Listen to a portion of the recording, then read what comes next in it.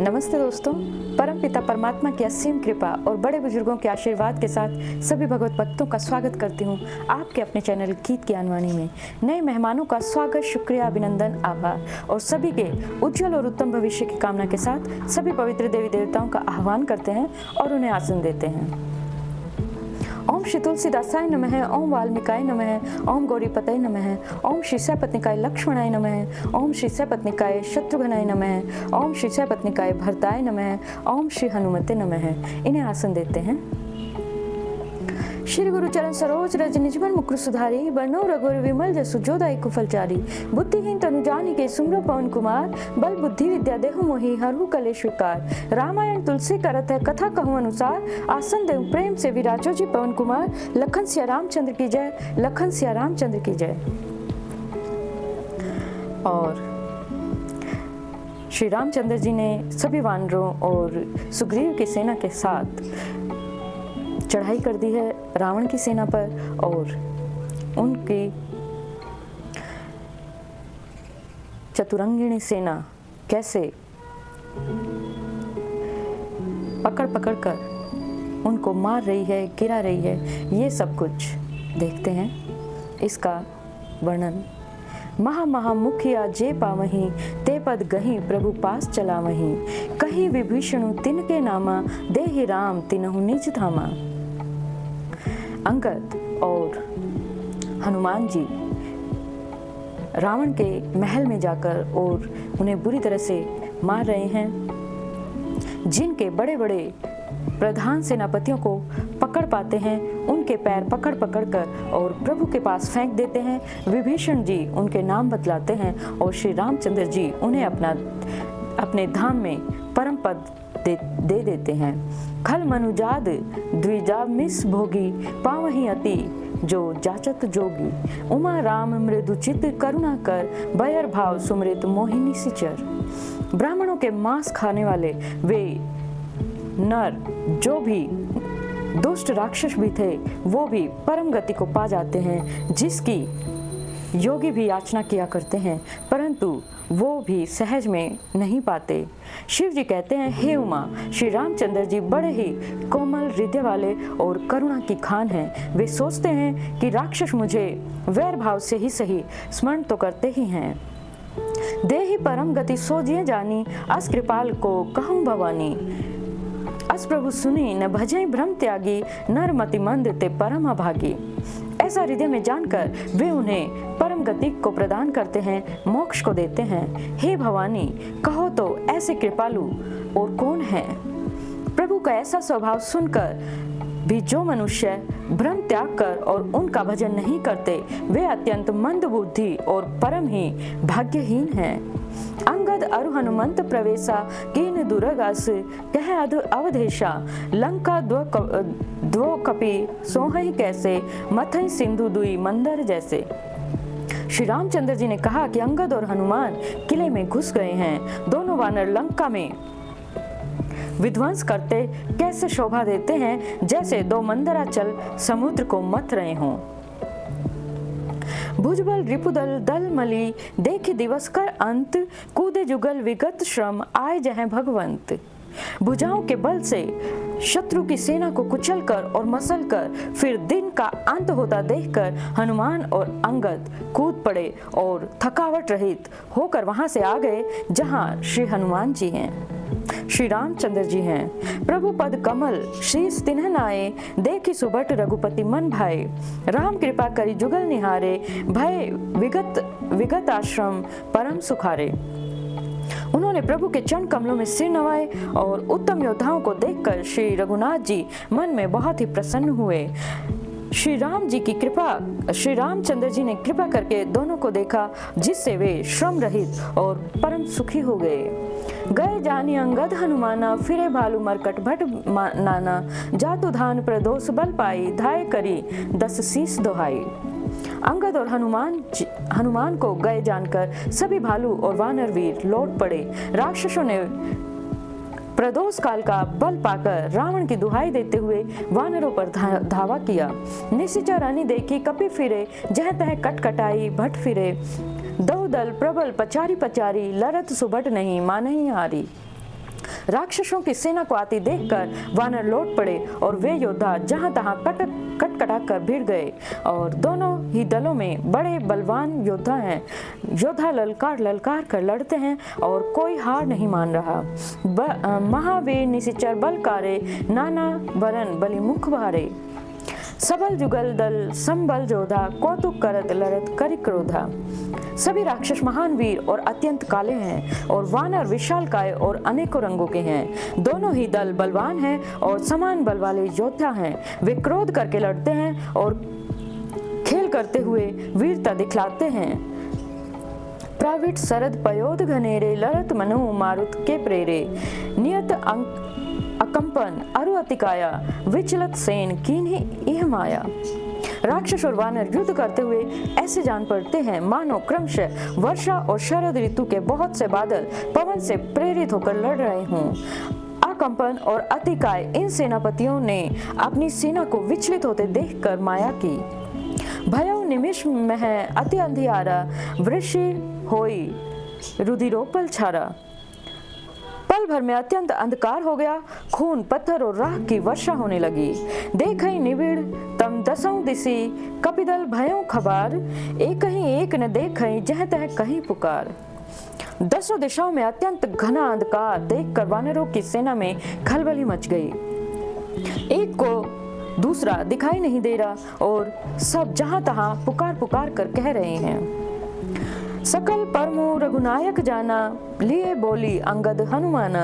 समाचार सब कही समुझाए, सुनत कोपी कपि कुंजर धाये। श्री रघुनाथ जी सब रहस्य जान गए और उन्होंने अंगद और हनुमान को बुला लिया और सब समाचार कह समझाया। सुनते ही वे दोनों कपिश्रेष्ठ क्रोध करके दौड़े। पुनि कृपाल हंसी चाप चढ़ावा, पायक सावत सपदि चलावा। भयो प्रकार कतहु तम नाही, ज्ञान उदय जिमि संशय जाहि। फिर कृपालु श्री रामचंद्र जी ने हंसकर धनुष चढ़ाया और तुरंत ही अग्निबाण चलाया, जिससे प्रकाश हो गया और कहीं अंधेरा ही नहीं रहा। जैसे ज्ञान के उदय होने पर सब प्रकार के संदेह दूर हो जाया करते हैं। भालू बलि मुख पाई प्रकाशा, धाय हर्ष विगत श्रम तराशा। हनुमान अंगद रण गाजे, हाक सुनत रजनीचर भाजे। भालू और वानर प्रकाश पाकर श्रम और भय से रहित होकर प्रसन्न होकर दौड़े। हनुमान और अंगद रण में गरज उठे और उनकी हुंकार सुनते ही राक्षस भाग खड़े हुए। भागत भटपट कहीं धरनी, करई भालू कपि अद्भुत करनी। गही पद डारही सागर माही, मकर उरग जज धरी धरी खाही। भागते हुए राक्षस योद्धाओं को वानर और भालू पकड़ कर पृथ्वी पर दे मारते हैं और आश्चर्यजनक करनी करते हैं। युद्ध कौशल दिखलाते हैं, पैर पकड़कर उन्हें समुद्र में डाल देते हैं। वहां मगर, सांप और मगरमच्छ उन्हें पकड़ कर खा डालते हैं। कछु मारे कछु घायल, कछु गढ़ चढ़े पराई।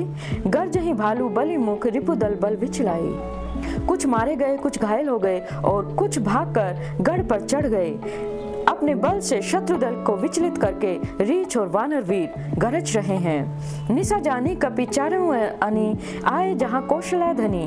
राम कृपा करी चितवा सबहि, भय विगत श्रम वानर तबहि।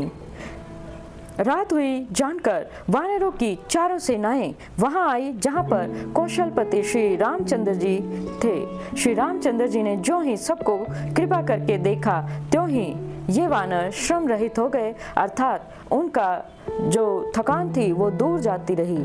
उहा दसानंद सचिव हकारे, सब सन कहे सी सुबठ जे मारे। आधा कटकु कपिन संघारा, कहीं बेगी का करिय विचारा। वहां लंका में रावण ने मंत्रियों को बुलाया और जो योद्धा मारे गए थे उन सबको सबसे बताया। उसने कहा, वानरों ने आधी सेना का संहार कर दिया है, अब शीघ्र बताओ क्या उपाय करना चाहिए। माल्यवंत अति जरठ निशाचर, रावण मातु पिता मंत्रीवर। बोला वचन नीति अति पावन, सुनऊ तात कछु मोर सिखावन। माल्यवंत नाम का एक अत्यंत बूढ़ा राक्षस था। वह रावण की माता का पिता अर्थात उसका नाना और श्रेष्ठ मंत्री था। वह अत्यंत पवित्र नीति के वचन बोला, हे तात, कुछ मेरी भी सीख सुनो। जब ते तुम्हें सीता हरियाणी, असगुन हो ही न जाहि बखानी, वेद पुराण जासु जसु गायो, राम विमुख काहू न सुख पायो। जब से तुम सीता को हर के लाए हो तब से इतने अपशगुन हो रहे हैं कि जिनका वर्णन नहीं किया जा सकता। वेद पुराणों ने जिसका यश गाया है उन श्री रामचंद्र जी के विमुख होकर किसी ने भी सुख नहीं पाया। हिरण्याक्ष भ्राता सहित मधु कैटभ बलवान, जे ही मारे सोए अवतरे हूँ कृपा सिंधु भगवान।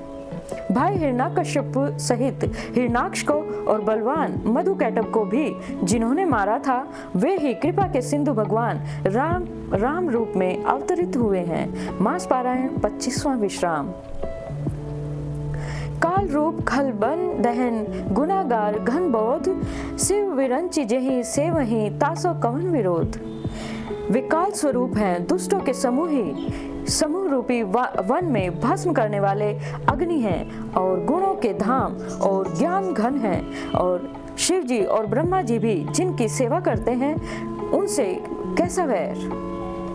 परिहरि बैरु देहु वैदिहि, भजऊं कृपा निधि परम सनेहि। ताके वचन बान सम लागे, करिया मुँह करी जाहि अभागे।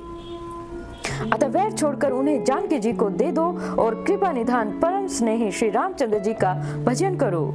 रावण को उनके वचन बाण के समान लगे और वह बोला, अरे अभागे, मुंह काला करके यहाँ से निकल जा। बूढ़ भय सिने तय मत रही तो ही, अब जनी नयन देखाव सी मोही। ते ही अपने मन असनुमाना, बध्य चहत यही कृपा निधाना। तू बूढ़ा हो गया है, नहीं तो तुझे मैं मार ही डालता। अब मेरी आंखों के सामने से चला जा और मुझे मुंह मत दिखला। रावण के ये वचन सुनकर माल्यवान ने अपने मन में ऐसा अनुमान किया कि इस कृपा निधान श्री रामचंद्र जी इसे अब मारना ही चाहते हैं। सो उठी गयऊं कहत दुर्वादा, तब सकोप बोलेऊं घन नादा। कौतुक प्रात देखऊं मोरा, करेऊं बहुत कहूं का थोड़ा। अब रावण को दुर्वचन कहता हुआ उठकर चला गया और तब मेघनाद क्रोध पूर्वक बोला, सवेरे मेरी करामात देखना। मैं बहुत कुछ करूंगा, थोड़ा क्या कहूं, जो कुछ वर्णन करूंगा सो थोड़ा ही होगा। सुनि सुत वचन भरोसा आवा, प्रीति समेत अंक बैठावा। करत विचार भयो भिनु सारा, लागे कपि पुनि चहु दुआरा। पुत्र के वचन सुनकर रावण को भरोसा हो गया। उसने प्रेम के साथ उसे अपनी गोद में बैठा लिया और उनसे प्रेम किया। विचार करते करते ही सवेरा हो गया। वानर फिर चारों दरवाजों पर आ पहुंचे। कोपि कपिन दुर्घट गुड़ घेरा, नगर कोलाहलु भयो गनेरा। विविधा युद्ध धर निशिचर धाये, गढ़ते पर्वत शिखर डहाए। वानरों ने क्रोध करके दुर्गम किलों को घेर लिया और नगर में बहुत ही कोलाहल मच गया, शोर मच गया। राक्षस बहुत तरह के अस्त्र शस्त्र धारण करके दौड़े और उन्होंने किलों पर से पहाड़ के शिखरों को ढहा दिया। ढाई महीधर शिखर कोटिन, विवध विधि गोला चले।